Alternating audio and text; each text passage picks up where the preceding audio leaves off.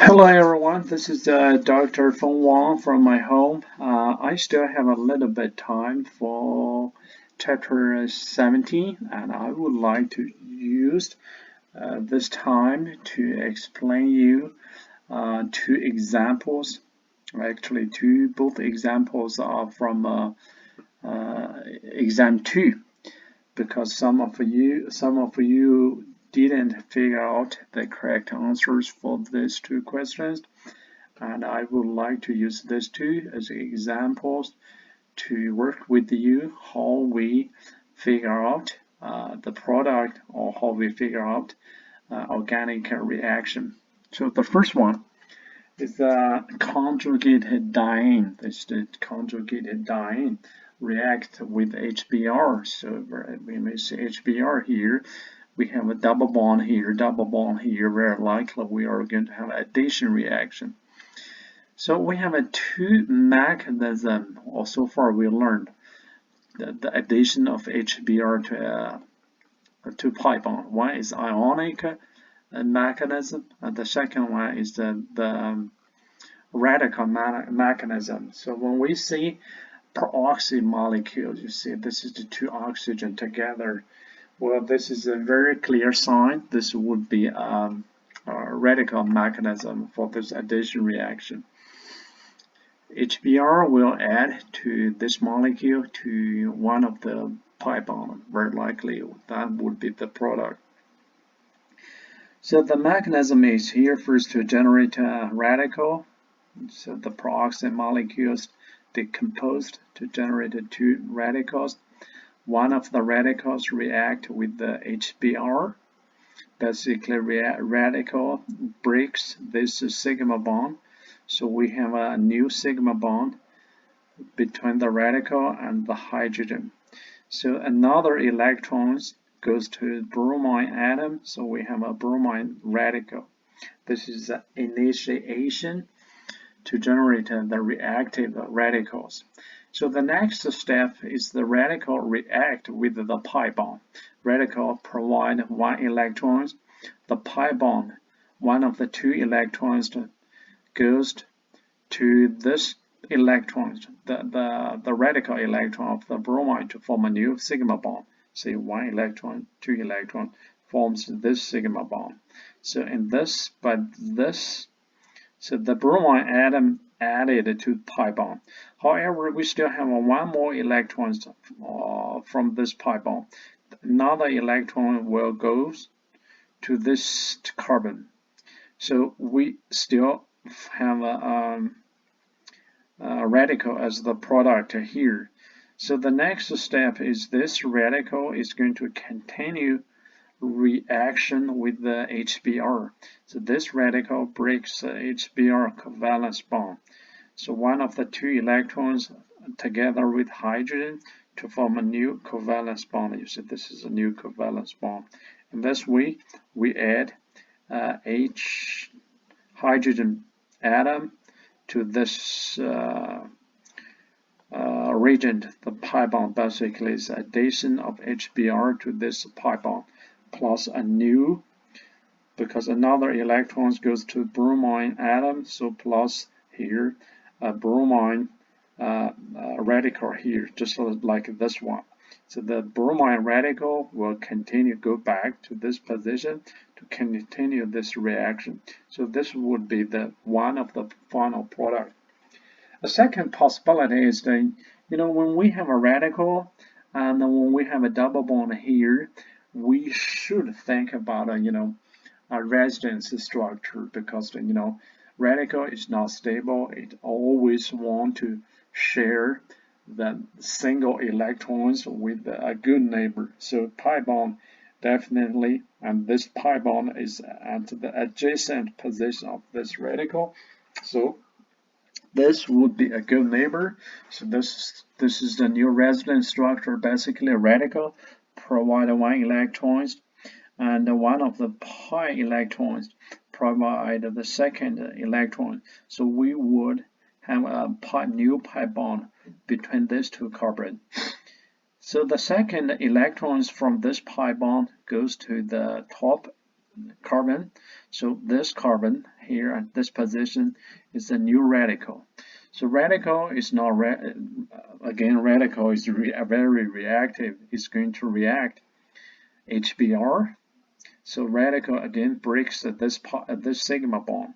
So this electrons along with another electrons from this pi bond and a hydrogen atom to form a new carbon hydrogen sigma bond here. So because we don't have to write hydrogen here. So this will be the structure. The bromine added into this position. So in this question, actually we have two products. This is one of the two. This is the second one. Well, again, so when we see double bond, very likely is addition reaction HBr. When we see peroxide molecule, think about a radical mechanism. Well, I don't suggest you to just remember, oh, this would be the molecule, this would be the structure of the second molecule. I would suggest you to remember or to understand the whole mechanism, the whole process. Analyze the structure step by step. So in this case, no matter the structure, what kind of structure you will have in the exam or in your future work, if you need organic chemistry, you will figure out all the possible product.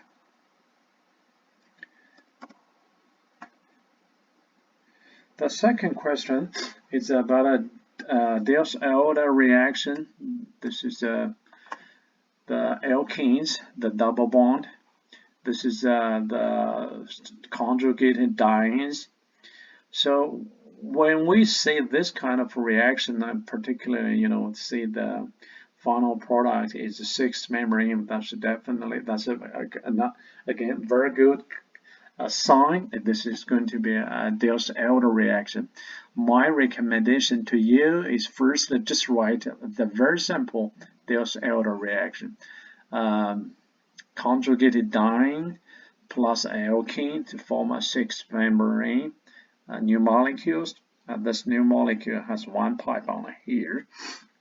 Well, there is a requirement that diene, the conjugated diene, has to be the S-cis configuration to the Diels-Alder reaction, because the reactive reagent here is a S-trans configuration. So we have to first to turn around this sigma bond. This is a sigma bond. We can turn it freely. So we can turn it first to form here we turn this way, turn this sigma bond to form a S-cis configuration, conjugated dienes. So my recommendation to you is use the number 1, 2, 3, 4, 5, 6. This is the alkane, the pi bond. So label each carbons, the reactive carbons, with a number. So that's going to help us to figure out the structure of the final product. So the next is the conjugated diene react with this alkane pi bond here. So basically we are going to form 6-membrane new molecules. The alkanes, the pi bond is between number 2 and number 3 carbon here. So the rest of the either group or atom attached to this alkane, we just join to this number 5, this number 6. You see, this is number 5, this is number 6. So the two acid group have to be on number 5 and number 6 carbon. So the next question is the stereochemistry. Is going to be a forward, is a wedge or dash, or both wedge or both dash, or one wedge or one dash. So the rule for Diels-Alder reaction is if the two groups or atoms here in this alkane on the same side of this carbon-carbon double bond, then the two groups in the final product will point to the same direction, either forward or backward. So basically we are going to have two products, and both product, the relationship of the two products, they are enantiomers. So actually I would like you to figure out why these two products, they are enantiomers. Well, if we have two acid groups on the different side, one on this side, another one on this side of the alkane, then we are going to have two products. One is the forward, another one would be the backward. So that's the rule to decide the direction of the two substituent, either atom or groups, on number 5, number 6 carbons. Alright, so this would be the product, and I hope this would help you to figure out why we have this one, not the acid attached here, or number 1 or number 4, why the two substituent point to the same direction. Again, these are the two questions I identified from exam 2, and you are welcome to send me any questions anytime, and you want me to share with the whole class, and I would be very happy to. Thank you.